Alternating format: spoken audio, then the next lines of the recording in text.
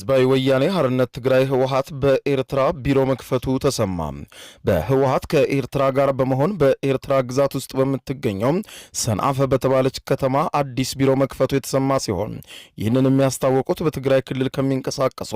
የተቃዋሚ የፖለቲካ ፓርቲዎች መካከል አንዱ የሆነውና የባይቶና ከፍተኛ አመራር መሆናቸው ሲገለጽ የባይቶና ፓርቲ ከፍተኛ አመራር የሆኑት ክብሮም በርሄ ከሰሞኑ በሰጡት ቃለ ምልልስ በዶክተር ደብረጽዮን ገብረ ሚካኤል የሚመራው የህወሓት ቡድን በቀጥታ የሚታዘዘው ለኤርትራው ጀነራል ፊሊጶስ ወልደ ዮሐንስ ነው ሲሉ